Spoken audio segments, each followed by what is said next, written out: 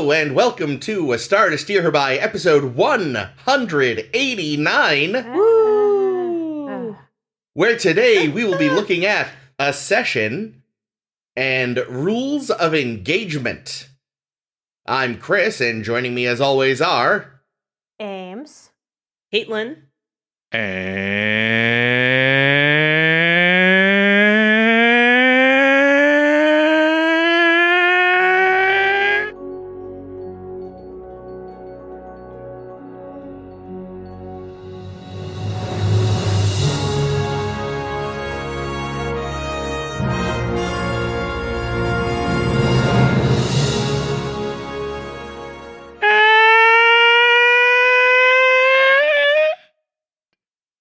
Jake.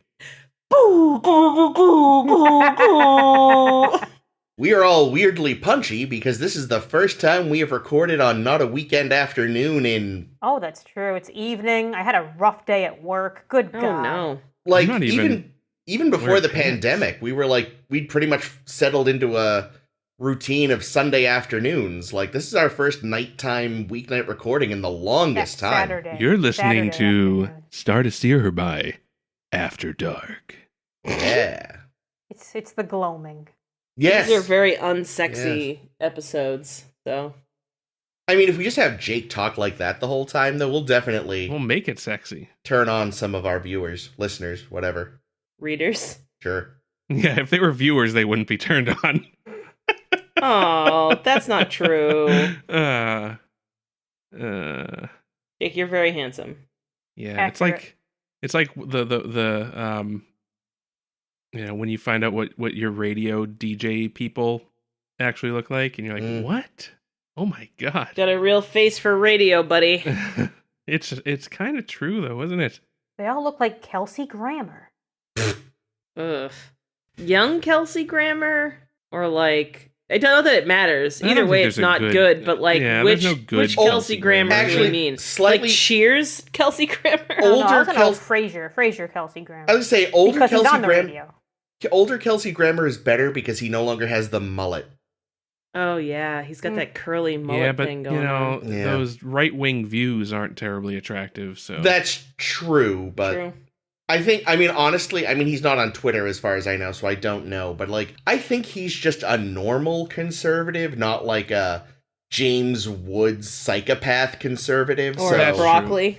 it's a Yeah. shame that Yeah. our political discourse has reached this point where, Yeah. like, you know, It's like, the look, the he's- assumed position of a conservative is the crazy one. Speaking Yeah. of crazy political discourse, tell us about Accession, Chris. That was what a really well segue! I found the segue.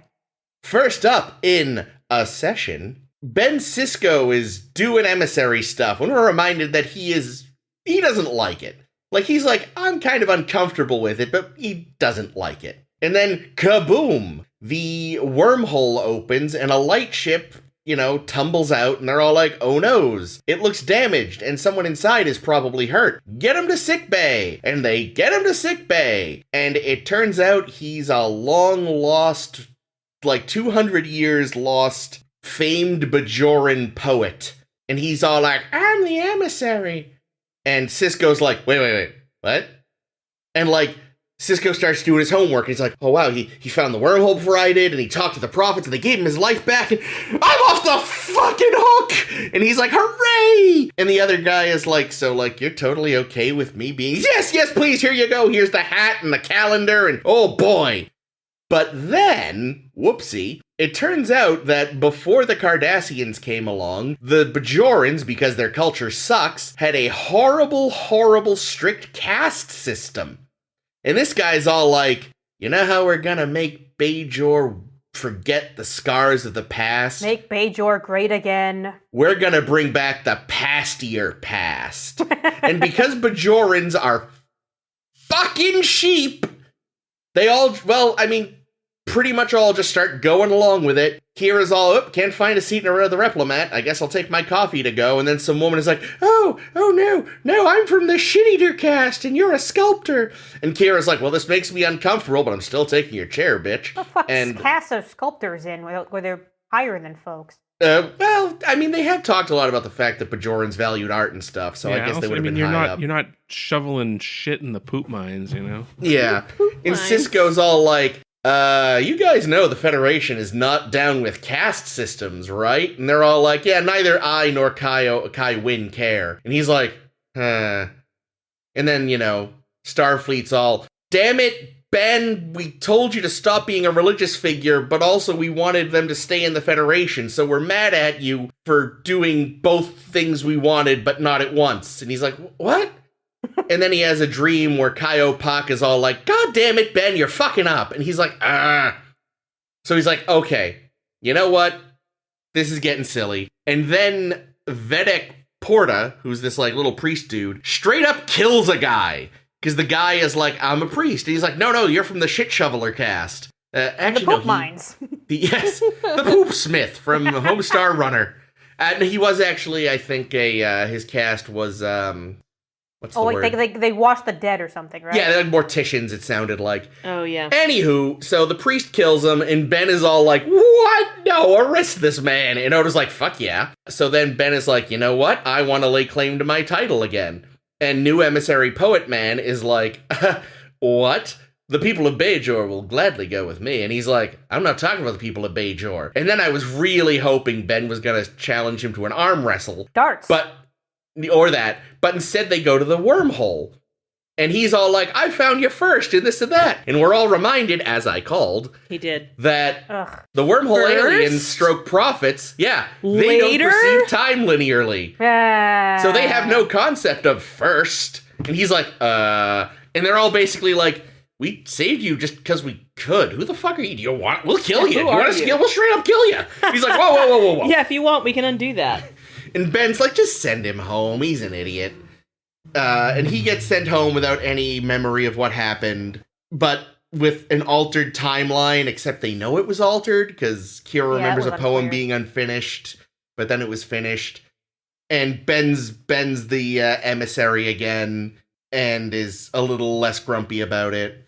And in a B plot, Oh, no. Keiko's home, and Miles assumes she's gonna, like, stop hanging with your friend to the point that he just stops hanging with his friend without even asking. And she's like, hang with your friend, you idiot. She's like, ay, get out of my house. Yeah, like, just, what? No, hang with your friend. What am I, the horrible shrew they wrote in TNG? No. The end. There's more to it than that, though. There's news. News. Oh, yeah. right, there's a new babby on the way. A new O'Brien. Who's the father Oh, this time, do we jeez. think? Still Worf. Did you see how nervous he looked when they told him? They're like, hey, did you hear the O'Briens are having another baby? No. What? I did enjoy I the had nothing callback. to do with it. But I I I just believe you, imagine that Miles has a big digital clock somewhere that just Not what is I a thought you were gonna it say. is a countdown from 18 years, and he just had to go in there and reset it, and he's motherfucker. There have basically. been 12,932 days without a pregnancy. Son of a bitch, zero. God damn it. But yeah, I did that scene. Like, I don't know, it could have been goofy, but it was just kind of funny. Worf's genuine panic. Like, oh god, what if I'm around again when this woman gives I will birth? be out of the sector, visiting my parents. Yeah, from I On will Earth. what I not can be gather, there from what I that can day. From what I can gather, the whole impetus to add this side plot to have Keiko be pregnant was to make a Worf joke. But the thing is, yeah, good job, you made your joke, but now you're going to be stuck with another stupid baby. So, Rosalind Chow wasn't actually pregnant or No. anything? Oh, Jesus. No, I mean, but we'll see. Don't spoil it. We'll see Jake. later. Yeah, there's some stuff. Yeah, it works out. But wow, I always just assumed, okay, wow, that is dumb. I mean, in the real world, it's dumb. In the show, it's funny. And dumb. Yeah. It can be Also a both. It little can be dumb. two things. Yeah. This episode had a major problem, I thought. What's that? Okay.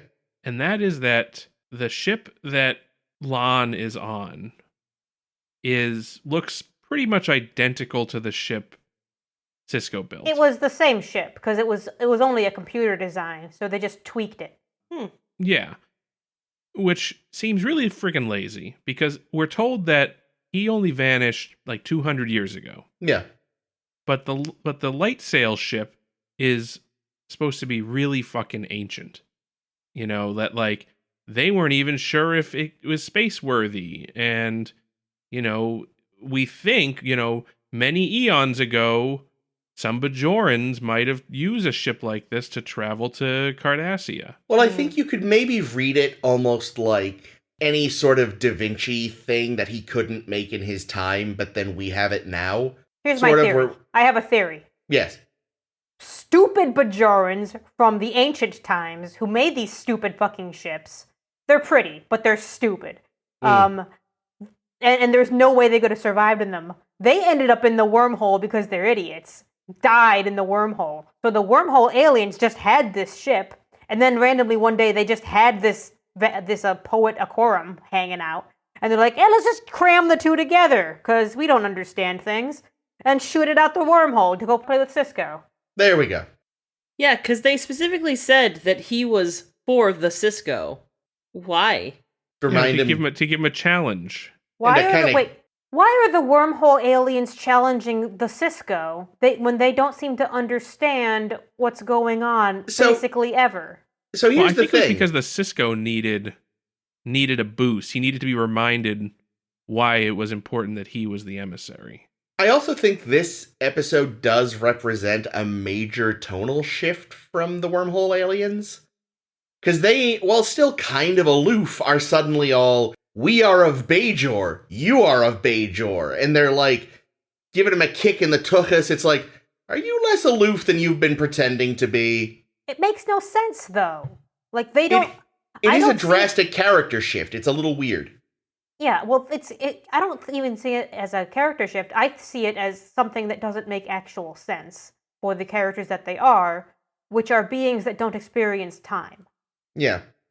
Like you said, they didn't understand that Acorum came before Sisko, and yet they're spitting things out at the right time to go talk with Sisko.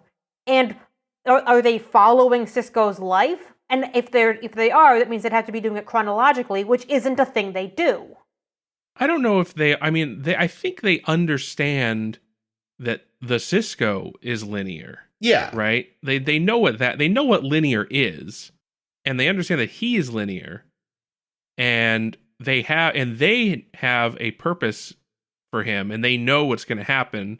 So they're just setting the stage, I would say, for the events that they know are happening. But it is weird just because up until this point, you know, if we think back to the first episode, it feels like, yeah, they know what linear is now because he explained it to them. Like, the impression I've been under of the prophets, wormhole aliens, whatever, up till this point is largely that they were being accidentally worshipped and really didn't care much what happened outside their funny little tube. But this seems to represent the fact that maybe they actually do? And now, again, maybe this is a function of the fact that they aren't linear, and we're seeing them at different points. So at some point they didn't care, but now they do, or maybe they always do. Nope, I've gone cross-eyed. I don't like it. I think they disagree with do it. care, right? They cared enough to send the orbs, right? I don't know if they did. And periodically communicate with Bajorans. So those weren't an accident then? I assume I think they're just something that they sent out, you know, and the Bajorans found them, and then it was like it's like they dropped a burner phone on Bajor. I really enjoy that metaphor. But yeah, I don't know. I mean, I think that the thing about the prophets is trying to understand what's going on there is a fool's errand. It's 3D chess in space. Yeah. But backwards and blindfolded. Yeah. And on fire. And that's like, and we'll have to see how this progresses, where things go. And I think it'll sort of vary from viewer to viewer and show to, like, because that can be a really easy and kind of lazy get out of jail free card where you're like writing an unknowable being. But like, if they can make it sort of come together in a satisfying enough way, then it can work. And again, I think that just remains to be seen. Yeah, that's kind of the thing about the unknowable things. Yeah. Is if you can make it so that you don't think about it, and you just understand that it's something that I can't understand, aces, good job.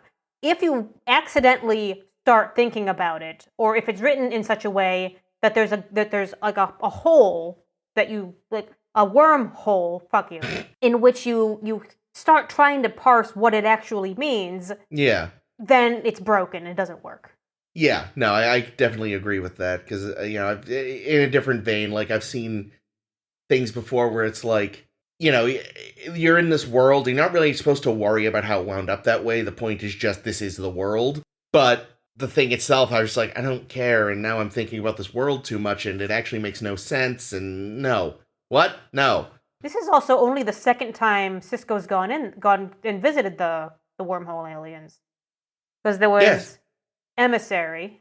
Yep. And then there's this time. And for Yep. all we know, no one knows about the Ferengi incident, because I'm sure Quark can keep a fucking secret. That's and he's true. beaten Rom over the head, so Rom has forgotten it entirely.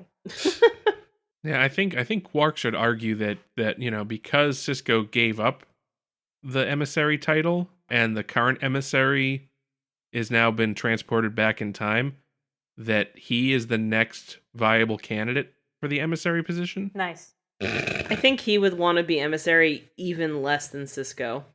I don't know if he could find a way to make money off of it. Like he would charge for those blessings. Yeah. Like I wrote down, like one of my first notes was, wow, they've turned Cisco into a tourist attraction. He's got a job. He's a very important man on the station. He can't just be going and giving people blessings all day. Quark would make an excellent Renaissance-era pope. Yeah, indulgences. Just making money and fucking constantly. That's what they did. I don't. Was that the Borgias, and who was the other big family? Oh, the other I've heard one. Pope Leo burned through some money pretty good. Good for him.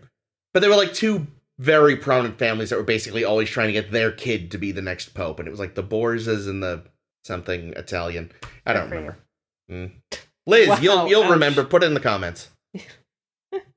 I played Assassin's Creed 2, but I can't remember. Related but not related, I looked up our man Kelsey Grammer, and he mostly seems I'm to so just be sorry. like he seems to mostly just be like, check out my new show on Fox where I play Leslie Gore or something. No, wait, that's the last name is Gore. I can't remember the first name. Leslie Gore is the woman who sang It's My Party.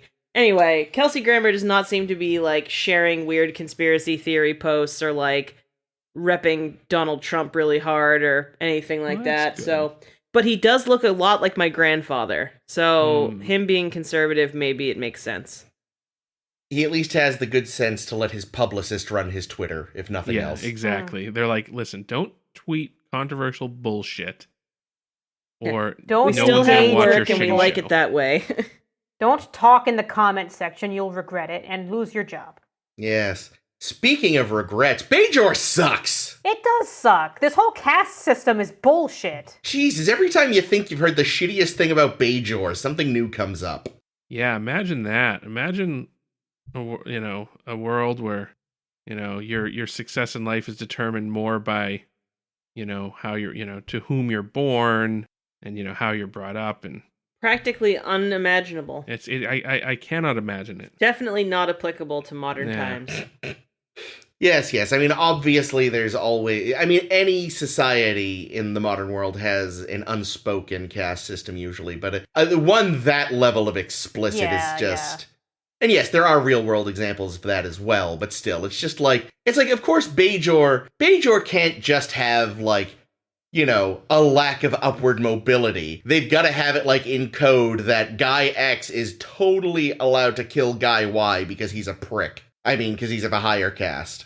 Yeah, Well, so what's really, shocking to me is just like people went along with it. Like, Because Bajorans are instantly. idiots! No Yeah. one questioned it. They're They've like, seen- even you've- Kira. you've seen the old man yells at cloud episode. The Bajorans Yeah. are nincompoops. They have, there's no... I always forget that that's on Bajor. Yeah. Like every time you remind me that it's on Bajor, I'm like, oh yeah. What the fuck? An absolutely terrible culture. They were like, on the one hand, artists and poets, and on the other hand, they were constantly killing each other, and also they had this rigid, shitty caste system. Like... Here's my question. So, Ekoram comes out and says, I'm your emissary. where in the caste system does Emissary fall? Is it above Poet? And if it's above Poet, kill him! Well, I don't know. I think. Oh my god, the look on Aim's face. That was amazing. I mean, I don't You think look like you Emissary actually is a did job. just kill him personally. I wanted to kill him. He was such a jerk. I think He was a being dingus. chosen by God might be the only thing that overrides Dejara. So when this episode started up and like they introduced him, he's like, "Oh yes, the castes." I was like, "Oh, I kind of remember this one. I think he reinstates the caste system," but I couldn't remember anything beyond that. So what I was really hoping for was a really uncomfortable union of enemies. Ooh, that'd Like, be interesting. I was gonna hope that Kai Wynn was gonna show up and be all like, "The motherfucker says I can't be Kai because I'm the wrong caste. You have to stop him." And Cisco would have to be like, "I hate your guts, but I hate this caste bullshit more. I guess we're friends for an episode." Aw, I would like that. I was shocked she didn't show up because for most of the time that this episode was happening, I was like convinced that Kai Wynn had like set this up somehow. I don't know how, but her evil knows no bounds. Yeah. Yeah. I really, really loved Kira's reaction when he comes out and says, "I'm reinstating the caste system." Yeah. And her face, like, falls. Yeah. And you can see in her eyes, like, oh no, this is bad. But if I don't clap, they're gonna make me something worse. Although, I mean, to their credit, there were some guys and some Bajorans in the audience. There were two guys in particular who just looked at each other like, "You hear this motherfucker?" Well, like those are the guys from the shit mines, Probably. and like all the people that were very enthusiastically clapping are like, "Finally, I'm getting out of the shit mines." Yeah. But yeah, like it's oh god, it's enough of them went along with it. It's what a broken people. I have a question. Yeah. If the Vedics throw all of the like morticians off of balconies, who's going to embalm the morticians? Well, it's not. It was just because the guy refused to resign from being a priest that the guy did you it. can't be a priest and a mortician. I don't see why not. They both deal in death. Well, in this Feels like they would in this actually be a system. really good match. Yeah, Honestly. Well, they're a yin and yang sort of deal, I right? suppose so. yeah, but The they're priest both. deals with life, the mortician deals with death. The priest deals with eternal life. The mortician deals with death. Eternal. Eternal death. That's my Metallica cover band. Nice. I like that. Thank you.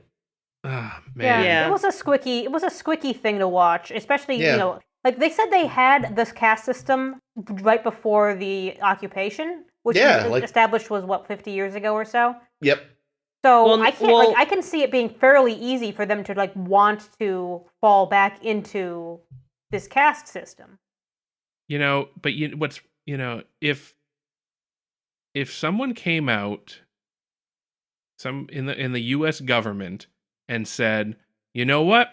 Segregation is okay and Jim Crow is fine." If someone came out and said that and made it law and said, "Okay, you can do segregation again," the last 6 months have shown me that a fairly sizable chunk of this country would be very excited about that. And Diamond and Silk would do like 20 videos about how right it is.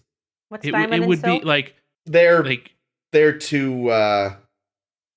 two black women who are very big Trump fans. Oh, ugh. interesting. How Yeah. does that happen? Terrible. Mm. I mean, people can like whatever politician they want, but Maybe they're Jesus. from Bajor and they're just dumb. like the thing is, you're right. 50 years isn't a long time to not have a system of oppression. Yeah. Well, no, the occupation was 50 years. But when did Cardassian rule actually end?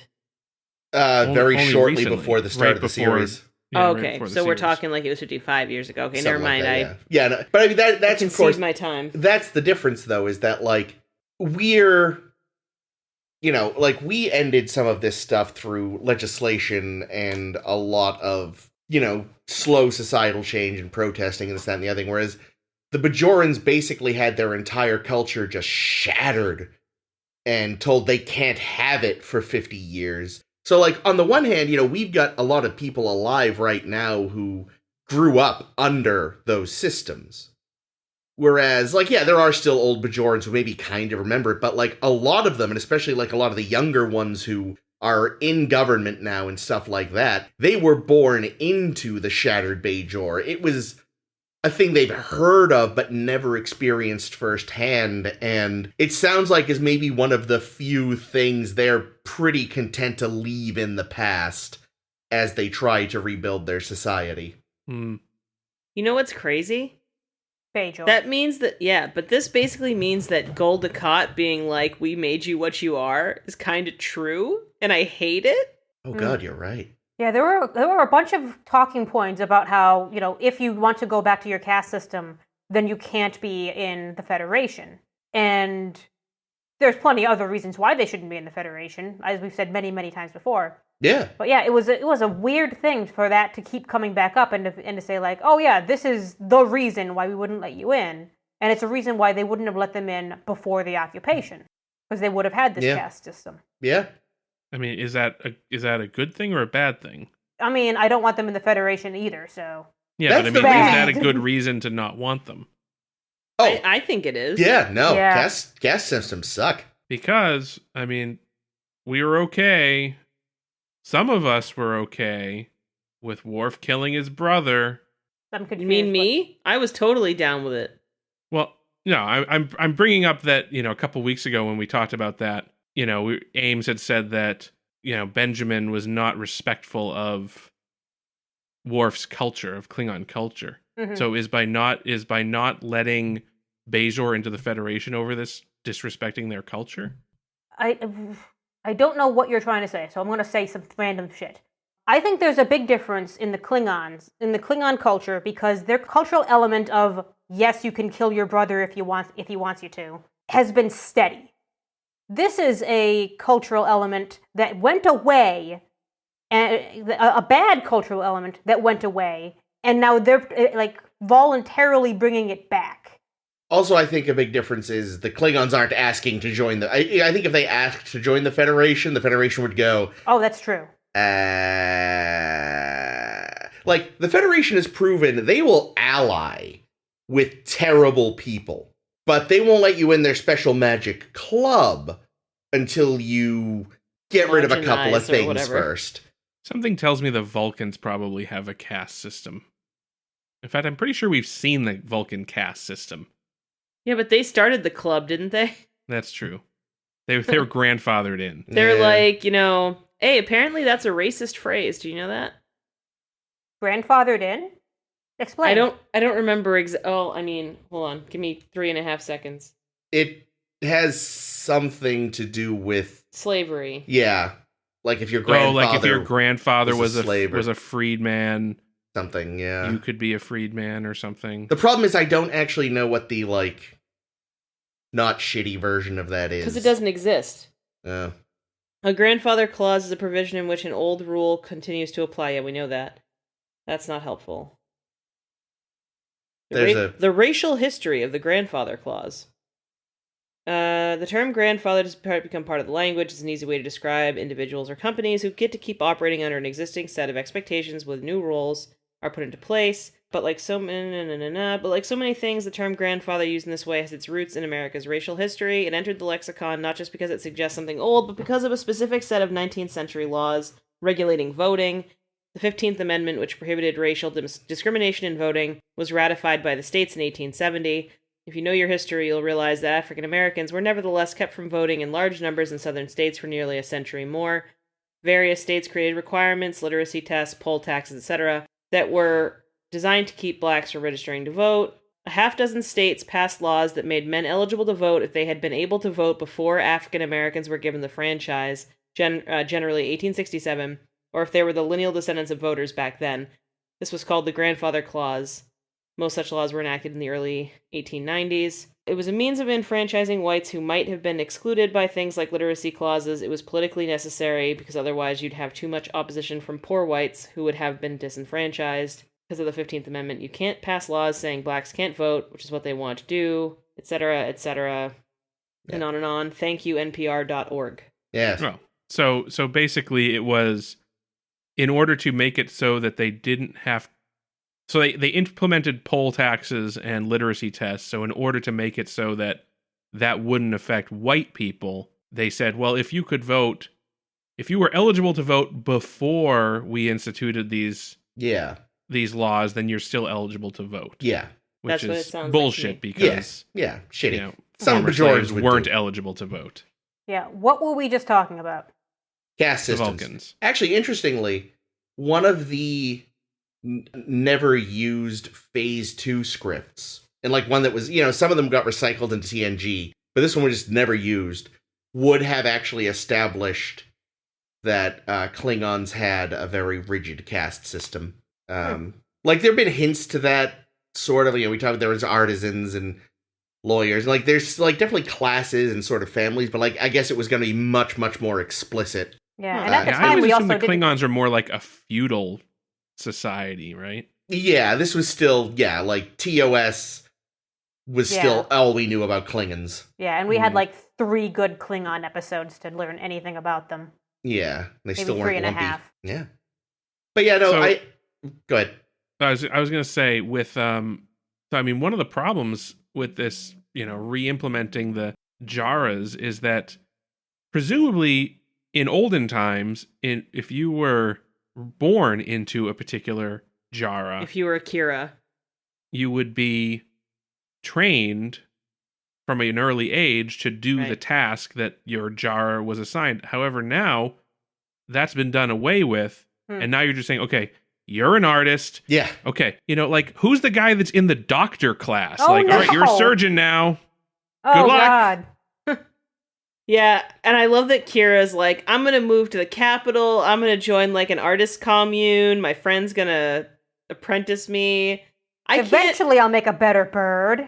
I can't wait till the Roddenberry.com store makes a replica of her bird with a straw through its head and sells it for $1,200. Hey, I can do Nice. that. To Etsy I go.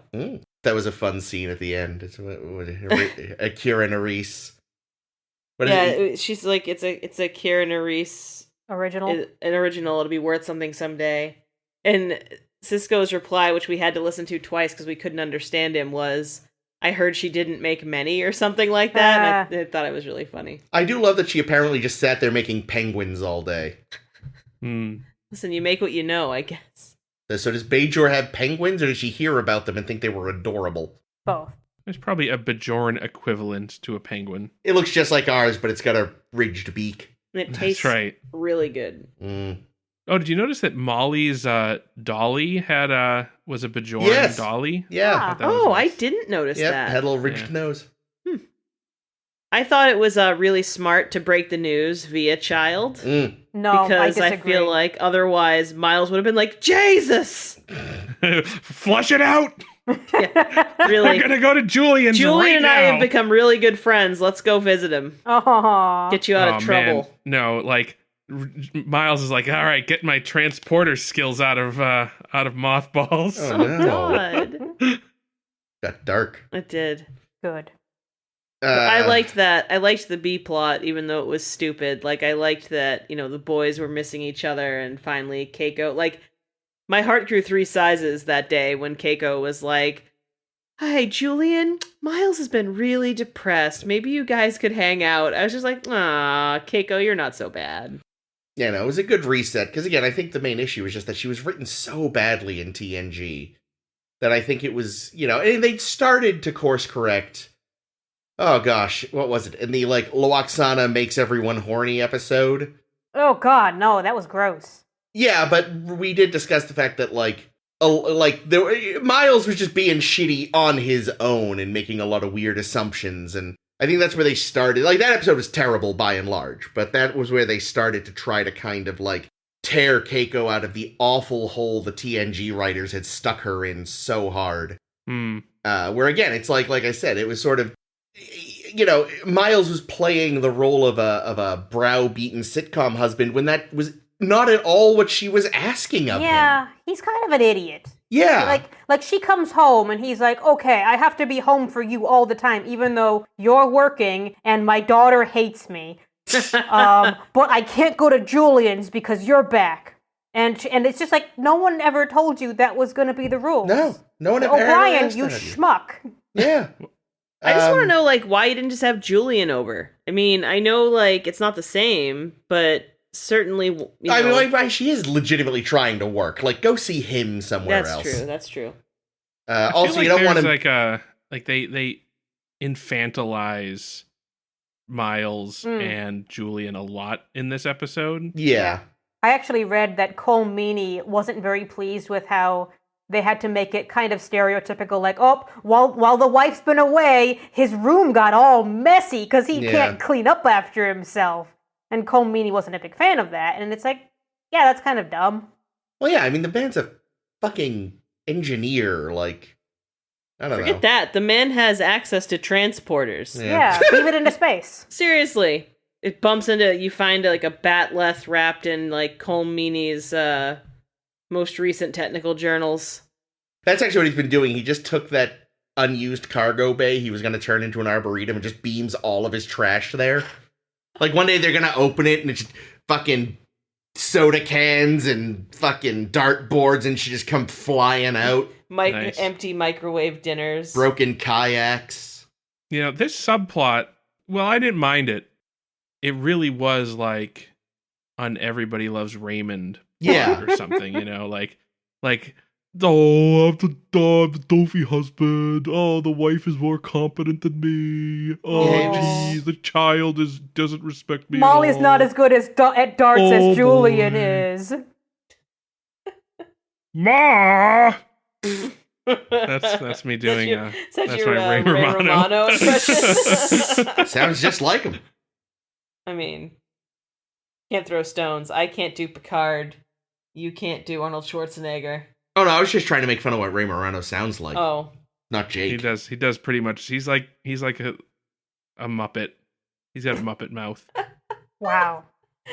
Fuck, well, if Ray Romano was listening to this podcast, he just dropped He's off. no longer a subscriber. Yeah. Look, if Ray Romano doesn't know he has been compared to Kermit the Frog in the past, then he has had his head in a fucking hole for a decade. Well, now he's double gone. Probably for the best. Look, I always preferred the guy that played his brother anyway. Brad Garrett? Garrett. Thank you. I had completely forgotten his name. So we decide to change the timeline by sending Akorum back in time. Yep. And then they go at, like, temporal mechanics, dude. No, do you realize what you could be doing by sending this man back when he was supposed to have died? Well, What if they're the sending fuck? him back, maybe he was always supposed to go back. No, because Kira had a book of his poems, and there was a poem that finished only halfway through, and then after he had gone back, the poem now had another page to it or some shit. Yeah, but that's just because the additional page was DLC that she hadn't paid for yet. It's actually EA is now a publisher of Bajoran literature. It actually works too, because EA stands for Electronic Arts, right? Yeah. Poetry's an art. I'm into it. Hmm. When Kira was like, "Children know your work by heart," all I could think was, "No, don't let the children recite the poetry." They half know it begrudgingly because they had to learn it in 3rd grade. And now they resent it because they were just...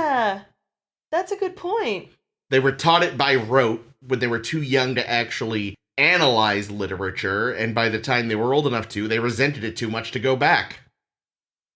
Yeah, I'm hoping that, like, this guy went back in time and, like, you know, because clearly he kind of went away at the peak of his career, it sounds like. He didn't finish, like, his greatest poem was unfinished. So now he's going to have gone back in time and continued to do, you know, to publish, and it's going to totally destroy his legacy as people realize that he's a fucking twit. Oh, absolutely. The second half of the poem, it's now his, like, worst known poem. Yeah. And, like you said, Or even if, like... he'll have just faded into elementary school mediocrity. Well, that's what I mean. Like, even if that one actually was still really good, it's kind of like how, you know... You look at certain, like, artists and musicians and actors, and they're like, you know, you see they died in their prime. It's like, all you can do is imagine what they would have done. And it's like, look at most other people from that class as they get older. Actors turn into parodies of themselves. Or musicians get shitty. Well, or they become Michael Caine and just do whatever for the money. Well, he always did that, so that's fine. Oh. But it's like sometimes you're just like, man, maybe you should have stopped earlier. Yeah. You know who was supposed to play a Corum, but he wasn't available? Brent David. Spiner. Oh, I wish. That would have worked. The David guy Warner. that played the blind man in Young Frankenstein. No, who was it actually? David Warner. Oh, I thought you said, okay, so I heard you say David, then I only heard the last so I thought you said David Schwimmer.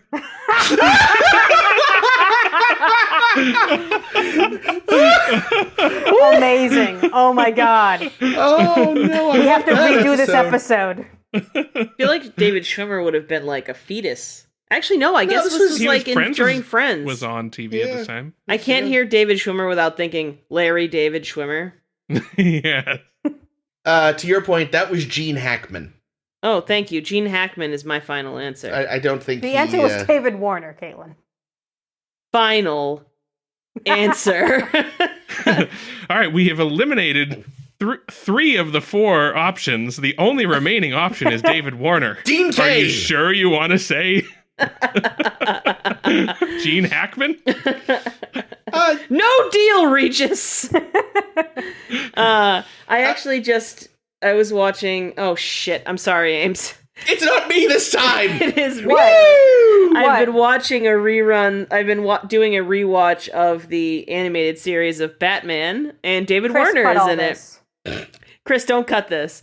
But what it made me think about was because I watched the show, I was thinking, how many other people have spread across so many Star Treks? Because he's technically, I mean, the movie is a TOS movie, right? So we've got a TOS movie. We've got him in Two TNG. TOS movies.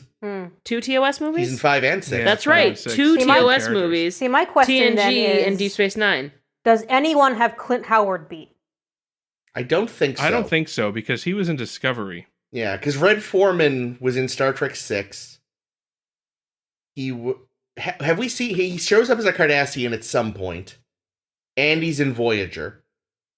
So he's also in 3. Oh, what about Brunt? Oh yeah, because he's in like Voyager or something, right? But he or wasn't Enterprise. in any. He wasn't in any TNG episode. No, that's true. Frakes though. Frakes has been in TNG, Deep Space Nine. DS9, Voyager, Enterprise, and Picard. Oh, He's in snap. Voyager? I forgot Yeah, about there's that. an episode where he's in Voyager. I I'm so guess I sorry, was Chris. thinking more just like non-main Non-main. people, but no, that's still cool. Yeah, as far as non-mains go, I think Clint Howard probably has been in more than anyone. Because what about Shatner? Was he just in TOS and TNG? Yeah, Oh yeah, if you're counting Generations. yeah, Jake doesn't want to count Generations. It's like he's on TNG. Oh wait, he's in that terrible fucking movie yeah. that ruined his character and TNG. I think if David Warner had been available, because I feel like for all that he does, causes a lot to happen. Lon himself isn't in the episode much and feels kind of like David Warner just has so much presence, and like it Yeah. would have been a waste of him. Or like- could he have made the character that much better? Maybe.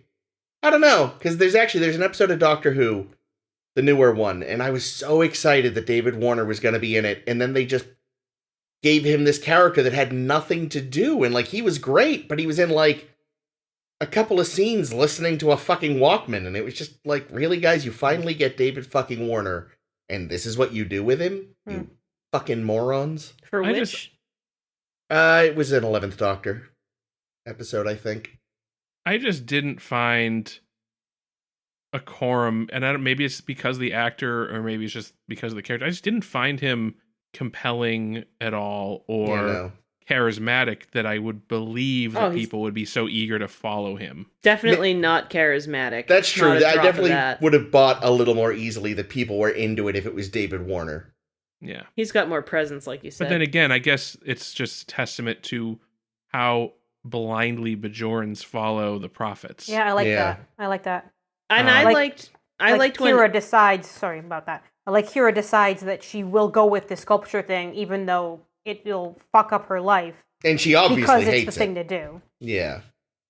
Sorry, what were you going to say, Caitlin? I was just saying, I liked that Odo seems to have learned something else today about solids, which is that he was like, but you just thought Cisco was the emissary, and now you think this guy is? He's like, you don't think that's a little contradictory? And all I could think was like, Welcome to religion. You've just learned to understand humanoid religion. Like, that's basically all it is. You have to be able to contradict your beliefs and still act really, like, righteous about it. Even though I think, at the end, I think she never really, really bought the new guy. I mean, sounds like classic Catholic behavior. Oh, yeah. Well, what's ridiculous too is like, and they don't do a lot of follow up on it in the episode, but like everybody that we saw anyway, every Bajoran was, if not enthusiastically behind this, they were at least going along with it. Yeah, they like, were we didn't see anybody doing like it. Yeah, the only guy that probably didn't go along with it ended up getting thrown off a balcony. Yeah. So Vedic is a really dangerous job. yeah, especially around that balcony. Just stay away from the balcony. I think more Vedics have died in this show than any other kind of Bajoran. There will be no Vedic murder on the promenade. But like, so everyone's going along, and it's like, all right, we're totally gonna redo our society now to do all this shit. We already got the botched surgeries happening, so we're doing it. And again, and then Cisco comes out of the wormhole and is like, hey, never mind, it's cool. I'm the emissary. I didn't just murder him. Yeah. I didn't just like throw him out the airlock. Oh my god, I didn't We think were of that. talking about how sketchy it was when we were watching it. But never mind. It's you know what? I'm the guy, and I'm saying no more caste system. You can take my word for it. I talked to the prophets. Thunderdome. That you know what? That sounds like something the Bajorans would be fine with. Look. I actually had them write it down. Right here, it says no caste system. Right on this Post-it note, which I had the prophets just jot that down so it was clear. That's why the prophets made it so that everyone would remember that his poem was originally shorter. There you go. It was the only proof that he actually went back in time. Yeah, there it is. There we go. It was for the Cisco. We should be moving on. Very briefly before we do, the like breakup scene was really well acted. Breakup scene with Julian and with. No, God, no. That was fine. But no, when Kira was like, this guy would make a good first officer, I'm gonna go be a sculptor. Oh my god. Like the take your place, couldn't replace you line was a little old and trite, but no, it was beautiful. The scene was acted well enough that I thought the acting was good, even if some of the dialogue was a bit hokey. Mm-hmm. Avery Brooks brought up a single tear in his right eye, and I was just like, oh my god. I love Avery Brooks so much. I know some people will say, mostly in Star Trek shitposting, that he can't act. And I just disagree. I think Avery Brooks fucking rocks. He's just doing his best Shatner. But it's a little different. I don't... Jazz Shatner. Speaking think so. Avery Brooks acting, in Rules of Engagement, Cisco gives a pretty cool monologue. Before that, about 45 minutes of bullshit happens. Yes. Oh my fucking god. This fucking episode. No, that's it. That. All right, well, thank you for joining us. This has been A Star to Steer Her By. All right, I'll actually give a summary. Very quick. Worf has been accused of murdering a bunch of civilians. Which sounds like Worf. They have a TNG trial episode in Deep Space Nine, which really doesn't work. Yeah, they brought back the bell from TOS. But they also brought in this really stupid conceit where people would be like acting out their testimony, but then give it to the camera. I hated it so much. Annoying. And it's so out of place and stupid and distracting. Oh, I hate what stupid cop show were they trying to emulate? I don't I'll know. tell you because I have it on my card. Thank you. I knew you would know. Wait, before you say it, was it 6 degrees of separation? No. Fuck. All right. So anyway, Worf was leading the Defiant to protect a Cardassian medical shipment convoy. Thank you.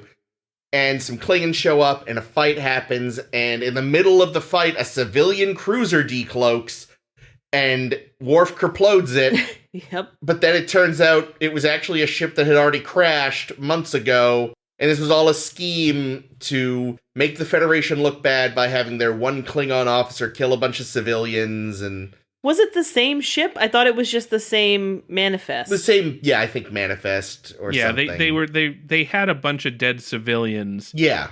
And they just claim that they all died on that ship instead of where they actually died. Yeah. What a weird, convenient fact that they were all on this ship together a second time. Yeah. Interesting. 3 weeks later? This was mostly terrible. Yes. And it's also a courtroom drama, and I can't stand most courtroom dramas because they're just so static.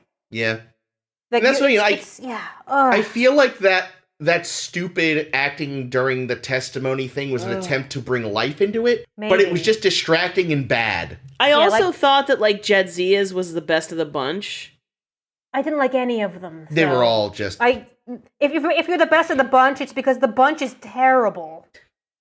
Also, I was on Facebook earlier, and I saw that Worf had defriended Miles. Yeah. Like even that line of questioning. The line of questioning that fucking Chapak, the Klingon lawyer, who, it's nice to see a Klingon not in the warrior class. That's cool. Yeah. But no, when he's yelling at O'Brien, just hypotheticalize that you're in the situation. What would you have done? You're not supposed to hypotheticalize in a fucking court. And doesn't someone get called on doing that later? Yeah, Cisco does. He's you're being hypothetical and vague. As I said, hi, you were... He was being hypothetical and specific. It's just such bullshit. It is. Knowing so that the bullshit. ship was full of civilians and children, would you have blown up the ship? How the fuck did anyone make that answer? That's... And in his secret heart, Miles is like, yes. If it was Cardi's. But that's not what he says out loud because he's smarter than that. But I mean, I think he should have just said yes because yeah, be a bro, O'Brien. What the fuck, by saying no, he was condemning Worf potentially. Yeah, or at the very least, he tries to say there is no way that I would know what I would have done because I'm not in that situation, and there's not a way you can put me in this situation now that I have this context. Yeah, there's no way to know. Is a perfectly reasonable objection that the supposedly logical Vulcan judge should have been terrible. She did exactly none of her job. Also, she's a fake Vulcan. She actually a Romulan. It's Commander O. Yeah. Where did all the fucking lawyers go? Why, since TNG, is it always just your captain is your lawyer? Look back at TOS. Whenever there was a court-martial or something, there were actual lawyers. Remember that time Kirk had to hire Piglet? Well, remember how we used to always say that there should have been a JAG on... Yeah! There definitely should be a JAG on DS9. Oh, absolutely. It also feels like the decision to extradite an officer over something like this, a potential war crime, should involve more than a single admiral. Yeah. It should involve a bunch of civilians. More Klingons than just the prosecutor. What? And Here's also, the consequence of this is, they even talk about how this would be a huge embarrassment to the Federation. I feel like sending one admiral out is kind of downplaying the importance of this. Well, maybe they're trying to keep it quiet. Maybe if he would have lost, they would have killed that admiral and everybody else on board Deep Space Nine. But that's the thing, is up. The Klingons, had they gotten their hands on Worf, would have made this the biggest kangaroo court since Star Trek VI. It would have been the same thing. They would have had the guy in the shadows with the spark ball and, don't wait for the translation. That's what they wanted. They wanted a Star Trek VI trial again. Yeah. So I have another question, actually. So the whole issue is that Worf is supposedly guilty of shooting a civilian ship. Yep. Now the Klingons decloak out of nowhere and start attacking a medical convoy. Yeah. Which is worse? I would say the former. The latter. The Klingons are at war with the Cardassians. Yeah. But it's a medical convoy. Yeah, that's true, but and that's the inciting incident. But again, this is the Klingons sort of playing the we're Klingons. This is what we do. Okay, yeah. We attack medical convoys, but Sometimes you're the Fed of fucking ration. Okay, you have your be best is your slogan, and you goofed. Yeah. No, they are definitely playing them against their own morality. Yeah, exactly. Like, I feel like if the situation had been reversed and Worf was a Klingon officer on a Klingon ship and it was a Federation civilian ship that appeared out of nowhere, he would be like celebrated as a hero for, taking out the enemies. Yeah. Yep. Remind me what happened in Star Trek VI that the Klingons were able to just take Kirk and McCoy to their court. They were on their ship. Okay. And also, they arrested them on the ship. It was also a condition of the Klingons continuing the negotiations with the Federation. They were sort of sacrificial lambs. It was like, you want us to keep talking to you, you let us keep these two assholes. Yeah, they arrested them on the Klingon ship. Yeah. But then they said to President Red Foreman, they said, you will attempt no rescue, or else we'll call off the conference. And then Spock immediately attempts a rescue. Yep. Yes. Yeah, because in a deleted scene, Odo wanted to mount a rescue with his sweet mustache, but then that scene got deleted. Speaking of a deleted scene, I read this in a book, and then I realized I don't think I saw this in the show, because I think it's a deleted scene, but the scene itself still made it into a synopsis I read. Huh. That, unless it was there and I just totally missed it because I was busy rolling my eyes over this fucking episode. It was a bad episode. But did they ever question Kira? No. Okay, that's a deleted scene then. Apparently what would have happened if they questioned Kira is they would have thrown out her testimony because she's an unreliable witness because she was in a terrorist cell that gets people killed all the time. Okay. Yeah, this is not the most legal of courts, is it? I gotta admit, me off most about this whole episode, though, is that the Admiral wasn't in on it? Did anybody watch ever the old Perry Mason show? No. From the 60s or 50s or whenever it was. The only reason I knew Perry Mason was a thing was from the line in Clue. Yeah. So I used to watch it from time to time. It used to be like one of those things that you could watch early in the morning before school. Mm. Now, was it a courtroom show or was it an investigation show? Wasn't he a PI? It was a courtroom show. He was a lawyer. Okay. Oh, I had no idea. But most of the cases, it was the same type of thing where throughout the whole trial, the case seems hopeless. Yeah. And then at the very end, the actual criminal, the person who is actually guilty, not the person that Perry Mason was always defending somebody, the actual killer would come in and reveal themselves as the killer. What? In it wouldn't be because they never built to any particular conclusion, from what I remember, of course. Yeah, no, this is my memories of Perry Mason from 25 years ago. So I remember actually reading what had at the time been a contemporary Mad magazine parody of Perry Mason, and based on that parody, that's pretty much how the show worked. Yeah. That's what this reminded me of, because it's we go through this whole trial and everyone's presenting evidence and it's all pointless. All this, and then at the very end, the solution is, it was a lie the whole time. Yeah, here's some surprise evidence. There's a line that says something to the effect of, the only person who can get Worf off the hook is Worf. And that's not at all true, because the only person that gets Worf off the hook is Odo. Yep. Doing his investigation. Yeah. Which we don't see at all during the episode. Nope. We only see, he only pops up every now and again to say, bad news. Oh, and Caitlin, the reason you might think he's a PI is because in the new gritty reboot of young Perry Mason, he is a PI. No, I didn't know that about that show. Oh, yeah. But I've heard it's good. Yeah, it's the guy from The Americans. I actually did for a minute during this wonder if the Admiral was involved, because when Sisko got down to it at the end, the Klingon was like, yes, we have the utmost respect for the Admiral. And I was like, motherfucker. We're just so have used they done it again? We're just so used to admirals being corrupt. Yeah, this one's just useless. Yeah. Well, maybe they slipped her a couple of space bucks to look the other way or something. So you asked where they came up with the bright idea to do the talk directly to the camera motif. and it was because one of the people involved had watched a movie called Clockers. I feel like I've heard of it, but I've never seen it.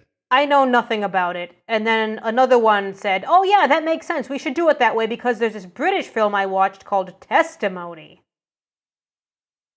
I was so put off by this fucking technique because the editing seemed awful. Like the cuts were just so bam, Weird. we're here now. Yeah.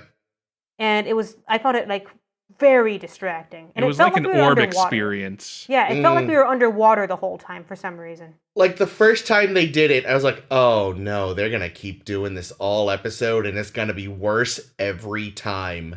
Yeah, And it was a weird experimental thing that did not work. So, I mean, it's a courtroom drama. How do you make it interesting? We've seen You these just a bunch of times now. don't do it to begin with. Yeah, there's there that. you go. That's a good idea. But yeah, no, that conceit in this was just terrible. Like, the only part I enjoyed was when Cisco went full Cisco during in the end scene? with the Klingon. With the And- Klingon? When he had the other lawyer on the stand, which that See, I really, really loved and appreciated the very last scene between Cisco and Worf. yeah, that's great, a too. That was a really good scene. That's Yeah. a great scene, but I like, they're great for different reasons. The scene with the Klingon is great because he just goes crazy eye Cisco. Which I love. That's my favorite Cisco. And then the last scene is great because it's like, I am teaching you to be a commander now, Cisco. Mm-hmm. It's like, look, You'll make You're a good the captain one day. yeah, you're the command track now. I'm not going to be as nice as Picard was because I've got to get you ready to command. And honestly, although I defended you, you fucked up huge. Oh, absolutely. Worf Like- didn't know he was fucking up when he did that. Yeah, no, like, that was a major cock up, and he did need to be called on it. But it's a good scene. It's like, look, I'm going to be hard on you because I have to, because that was a big fuck up, and you got lucky. But yeah, that's luckily you'll have another chance. But just This- fucking This episode does not deserve that scene. no. You know, though, like, you know something that didn't... I was just thinking of this. Yeah? Not terribly apropos of what you were just saying, but it just Good. occurred to me, so I'm going to say it anyway. It fits with the theme of the episode. Exactly. Yeah. Here's my aside to the audience. Now look into the camera. Stuff is exploding behind you. Yep. No, I'm surprised that when they were trying to come up with arguments, you know, when the Klingon was trying to come up with arguments to condemn Worf. His son sucks. Mm. Yeah. Like, all of his arguments seemed like garbage. This guy Yeah. was not a great lawyer. No. And I already thought of a better one. It's like, why did you, like, they even showed he's like, arm all quantum torpedoes and fire. Why wouldn't you just, you know, aim for their engines or aim for their weapon system and, you know, with phasers? Because we know that a ship that just decloaks doesn't have its shields up, Yeah, true. right? So You could have just disabled it. you Instead could of have destroying disabled it. the ship. Yeah. Well, you know, he that's a couldn't see much it better coming, argument, so- I think, to condemn Worf. Yeah. To be like, isn't it Federation policy not to annihilate ships? No, that's true. Yeah, but if it was just decloaking, maybe it would have been difficult to aim appropriately in a timely manner. Yeah, Well, they could maybe. still argue that he used overwhelming Excessive force. force Yeah, than he what was totally did. necessary. Yeah, that's You fair. know, quantum torpedoes and Full spread. It's, you know, it's Starfleet's only explicit warship model. yeah. You know, Like, you don't do a full spread unless you want to yeah. kill some people. Yeah, especially with their latest kind of fucking warhead. Like, this isn't a full spread from an Oberth, which I'm pretty sure is 2 World War II era missiles that they reluctantly gave them. There was another thing in this episode that pissed me off so entirely, and it's All of it? I mean, there's all of it. I mean, there was something I read that the writers lament that they kind of lost track of what the theme of this episode was, which was supposed to be Worf. Worf was supposed to be the focus of this episode, and yet they're like, but we kind of removed him from most of the episode. To which I flip like 8 fucking tables and say, you did way, way worse in the episode Dax. Yes, really. It's funny. Jadzia Yeah, as I got say. it way worse. There was a point where I was thinking, like, man, this is like Dax, where, like, it's all about him, but he's not in it much. Mm-hmm. Although, yes, he is definitely still in it more than Dax was in Dax. Oh yeah, Dax could have just been a cardboard cutout from Jake's attic. Yeah. In Dax. Like DS9 just shouldn't... I hope they're done with trial episodes. They are not good at them. They're bad. They're dumb. Yeah. Like, leave that to TNG. That's their thing. They like that kind of schmuckery. I mean, you got... Yeah, and, like, no one is going to Even they didn't do it outdo well. Jean-Luc Picard at the impactful Measure of a courtroom man. speech, you know? Yeah. Like, that's the thing. It's not that those episodes... I think it's the same as that. It's like, those episodes, if you actually watch them, aren't necessarily good, but they always end with Patrick Stewart getting to act his ass off. Whether it's Measure of a Man or The Drumhead. Yeah. But, like, when you actually think about, like... Again, it's like, where are the lawyers? This isn't a real courtroom. This is a TV courtroom. This is dumb. This is... but here's a great speech from Patrick Stewart at the end. Star Trek just shouldn't do trials, full stop. No. I mean, we saw this in, I want to say, Wolf in the Fold, where they had those devices that could, like, read your mind or tell you what happened in the past. Yes. And why aren't we using never those saw things ever? Well, or, like, even have... Because the Klingon guy at the beginning is like, I'm not here to argue about the facts. I know what the facts are. Yeah, I'm here to put his heart on trial. So stupid. Sorry, the only reason I stupid. laughed when you brought that up, I happened to rewatch that episode today for shits. Wolf in the Fold? Yeah. Oh, really? Yeah. So it is very fresh in my mind. Is that the one with Piglet? Yes. Well, that's one of the two. In that one, he is not Kirk's lawyer. In that one, he is possessed by Jack the Ripper. He's the Jack the Wait. Ripper, yeah. Piglet was Cogley? Wasn't he? I don't think so. Shit. I'm going to look it up in the meanwhile. Great, you do that. Keep talk about other Okay. things. Talk amongst yourselves. Did anyone recognize our good friend Chapak? No, but I Where? did look him up. Okay. I recognized him, but I didn't know who he was. Yeah, like, he I looks basically very said familiar. to Chris, hey, I have we can't seen place him him. in something before? We have, without all the head ridges and shit. He was Martin from the Masterpiece Society. That's right, that's what you told me. Yep. Our black friend in our Aryan race. You're right. Cogley was not Piglet. He was played by a real... No, that's his spouse. A real shit. What the fuck are you reading? Memory Alpha. How do you mistake the man for your spouse? Because I just assumed it was going to be the actor's name, and then it was like, oh no, it's the character's wife's name. So yes, no, Okay. I always do that. I always think Piglet was Cogley, and he was not. But he was Jack the Ripper. Yes. I don't know. I liked Chapak well enough. Yeah, I mean, he was written as well as he could be in this episode. He was, you gotta figure if a Klingon's gonna be a lawyer, I could see them being like that. Yeah. I kept thinking he had like a New York accent or something, though. He may have. Yeah, I think that was just the actor's He's from accent. the Brooklyn part of Kronos. Lots of planets heaven north. Something that occurred to me, though, is, Worf has an ancestor who was Yes. a Klingon lawyer. So It's in true. his Dejara, he should be a lawyer. He should. Clearly.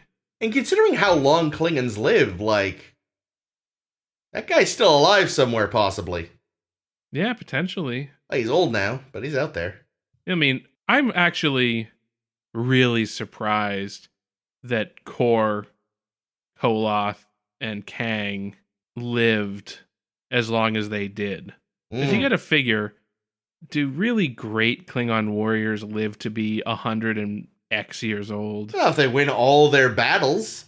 I still feel like you can win all your battles, but you still gotta die eventually. If Kirk lets you live, then you win all your battles. Ah.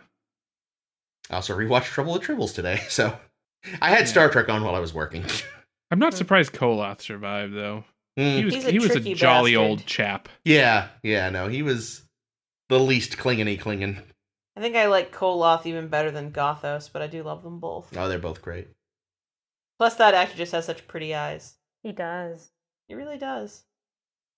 Actually, to his credit, I never really noticed before, but they had it, like, right now on my Netflix, the picture for TOS is, like, DeForest Kelly's headshot as Bones. Yeah, it's Nice. weird. And yeah, he's got really nice eyes. I never noticed. Oh, Doc? He's a Yeah. lovely Yeah, it's man. baby blues. Yeah. He's a beautiful man. We're now talking about TOS actors' eyes. Anything else in this episode? It was directed by LeVar Burton. It was? Yeah. I feel like he's noticed that at the directed every start. other episode now. Yeah, he's directed a lot I of feel like them. I'm This is his This first. this is not we- one of his best. Well, You being know, fair, he didn't come up with the conceit. He just had to direct it. You don't know. Let me pretend. I did like that we had 3 black actors doing most of the work this episode. Thought it was kind of great. There we go. I don't know, but Odo comes in and saves the day. That's true. That's true. Nothing's whiter than a founder. Yikes. Jesus. That's like right all over. Like, that's just correct. Very fucking correct. That's my point. The founders are like the ultimate horrible white people. Well, no, I just mean like colonizers in this Well, yeah, I was show going for that also. too. Yeah. Yeah. That was kind of my point. Well, so many levels. if you enjoyed hearing our chitter chatter about Star Trek and you liked hearing me take subtext and make it just into plain text, you can join us next week when we discuss 2 more episodes of Star Trek Deep Space Nine. We'll be covering Hard Time and Shattered Mirror. Shattered Mirror, what I think it is. I'm Oh, sure it it is. Also, Hard Time is a classic. Oh, Time is supposed to be Mirror really good. Universe. I was like, what's everybody so excited about? I'm blonde. No, I'm excited. Ames is not depressed. happy. Jake, he's gonna have to see the episode and decide. No, I know this episode this is. It's Okay. But- of the mirror episodes, it's Next The week. the better ones, I Yes. Next guess. week. Yes. So yeah, but if you like what you heard and you want to hear more, you can find Star to Steer Her By where all fine podcasts are sold. I mean, you found us once. I imagine you could do it again. But if you want to try a different venue, we're on SoundCloud, Stitcher, Google Play, or YouTube Music maybe by now. Who knows? I don't really know. Oh no. Geez. And Apple Podcast. You can find us on Facebook by searching for Star to Steer Her By. We're on Tumblr and Twitter at SSHB Podcast, or you could visit our website, which is really just a Tumblr redirect at sshbpodcast.com. So, as usual, I have been Caitlin. I have been Jake. The prosecution posits this has been Chris. Objection! This has been Ames. Got no rules of acquisition for you. But have you ever seen the wormhole open? Gross, Julian. Just fucking gross. He's talking about buttholes, right? I'm certain he's talking about buttholes.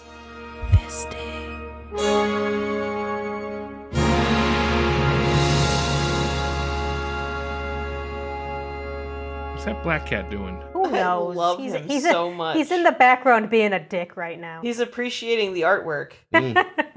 Honestly, at first, too, while I was watching you and him, I thought my cat was behind me because I apparently don't understand That this how isn't a mirror? cameras work.